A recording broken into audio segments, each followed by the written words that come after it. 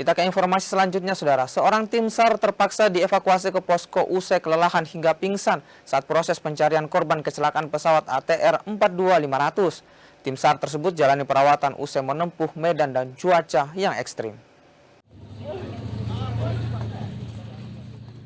Personel BPBD Sulawesi Selatan bernama Fitri ini terpaksa dievakuasi ke posko SAR gabungan di Kabupaten Pangkep, Sulawesi Selatan. Fitri kelelahan, bahkan hingga pingsan saat membantu pencarian korban kecelakaan pesawat ATR 42500 di Gunung Bulu Sarawung.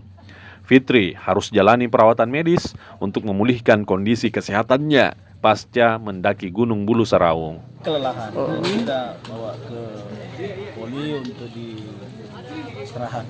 Dari kapan Pak dia? Tadi dia berangkat tadi pagi. Oh, dari pagi. Ini pas Baru turun dari gunung ini ya Pak? Turun, dia kan masuk di bergabung di tim Seru 1. Seru 1. Tapi dia dari mana Pak? BPBD?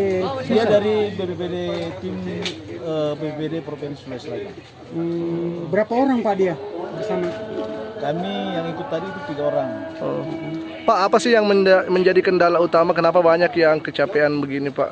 Ya kan medannya kan, belum lagi situasinya masih hujan. Dan sudah berapa hari Pak ini?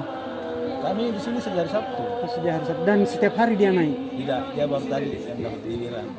Tim SAR gabungan memang menghadapi tantangan besar dalam proses pencarian dan evakuasi kecelakaan pesawat ATR 42500.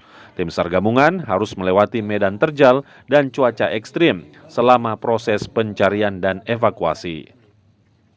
Aziz Hamid, Kompas TV Pangkep, Sulawesi Selatan.